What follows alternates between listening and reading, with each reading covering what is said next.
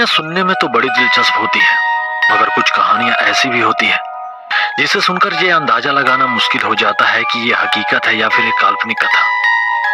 दामिनी, एक नन्ही सी अनाथ बच्ची जिसे एक रोज कोई अनाथ आश्रम में छोड़ गया था।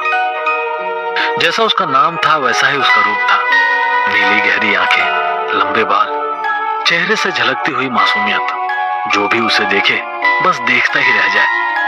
कुछ दिनों के बाद अनाथ आश्रम में एक क्रिश्चियन जोड़ा आया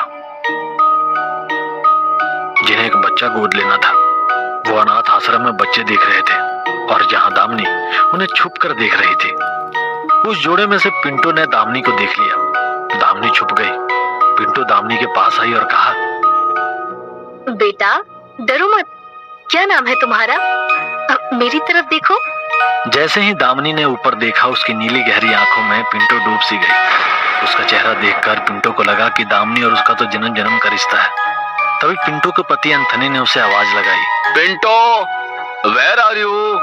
ये सुनकर पिंटो होश में आ गई और दामिनी को लेकर एंथनी के पास चली आई। एंथनी, लुक एट हर, ये कितनी खूबसूरत है। एंथनी ने दामिनी की ओर देखा और वो भी उसे देखता रह गया। उसकी मासूम सूरत ने एंथनी को पूरी तरह आकर्षित कर लिया था।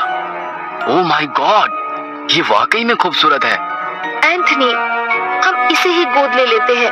बट पिंटो, हम यहाँ एक लड़के को गोद लेने आए थे। हाँ, मगर इसे देखकर मैंने अपना फैसला बदल लिया है।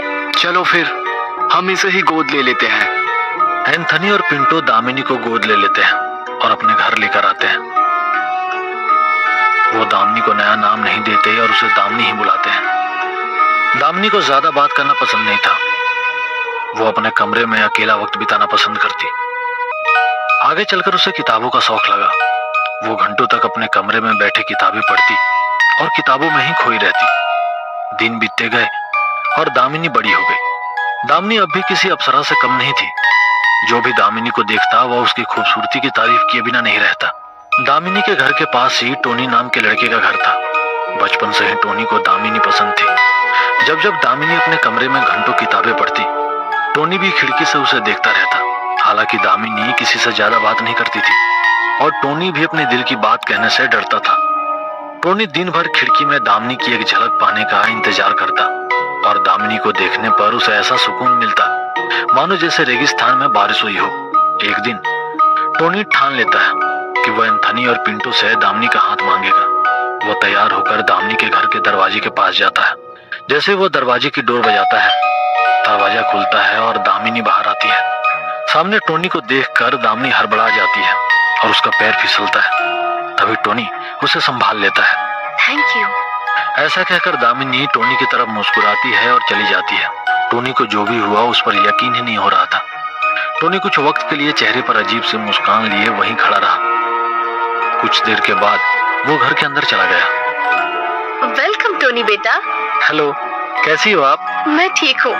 तुम आज सज धज के यहाँ, क्या प्लान है? कुछ नहीं, बस आपसे मिलने आया था। इसी तरह दोनों की बातों का सिलसिला शुरू हो जाता है। कुछ देर बाद ही पिंटू के घर का फोन बजता है। पिंटू फोन लेती है और फोन पर बातें सुनकर पिंटू के पैरों तले जमीन खिसक गई। दामिनी का एक्सीडेंट हो गया था और उस एक्सीडेंट में दामिनी की मौत हो गई थी। पिंटू और एंथनी अस्पताल पहुंचते हैं। डॉक्टर दोनों को दामिनी का चेहरा दिखाते हैं। उसे देखकर दोनों भी फूट फूट कर रोने लगते हैं। यहाँ टोनी को जब ये खबर पता चलती है तो वह पूरी तरह हिल जाता है।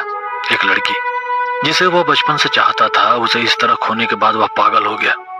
दामिनी के याद में उसने खुद को एक कमरे में बंद कर लिया था और हर दम उस लम्हे को याद करता जिसमें दामिनी उसे देखकर मुस्कुराई थी।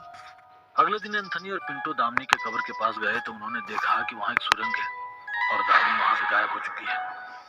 ये देखकर दोनों हड़बड़ा जाते हैं। वो पुलिस को इसके बारे में बताते हैं। पुलिस अपनी पूछताछ शुरू करती है। पूछताछ के दौरान पुलिस उस अनाथ आश्रम में भी जाती है जहां से दामिनी को गोद लिया गया था। पुराने रिकॉर्ड में पता चलता है कि दामिनी एक शमशान घाट में रहती थी। जब भी कोई मरता तो उसे खुशी होती, क्योंकि तभी मरने वालों के लिए रखा हुआ खाना मिलता। एक दिन किसी ने उसे वहां से उठाकर अनाथ आश्रम में डाल दिया। यह सुनकर पिंटो और एंथनी के होश उड़ गए। इतनी मासूम दिखने वाली बच्ची को 2 वक्त खाने के लिए इस हद तक जाना पड़ता था। पुलिस की पूछताछ भी जहां आकर रुक गई। तभी पुलिस को एक आदमी से पता चला कि एक 20-21 साल के लड़के ने कब्रिस्तान से एक बैग अपनी गाड़ी में डाली और चला गया। अब पुलिस उस लड़के की तलाश करने लगी। तभी उन्हें पता चला कि टोनी ने हाल ही में दुकान से एक बड़ा बैग और गड्ढा खोदने का सामान लिया। पुलिस ने बिना वक्त जाया किए टोनी के घर पर छापा मारा।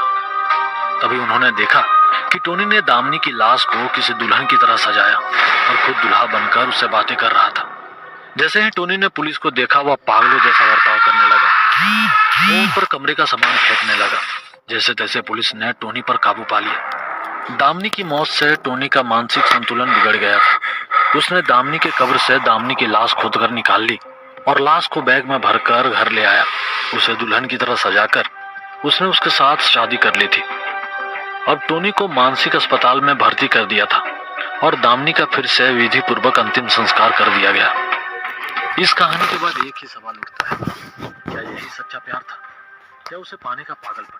कमेंट में हमें जरूर बताएं।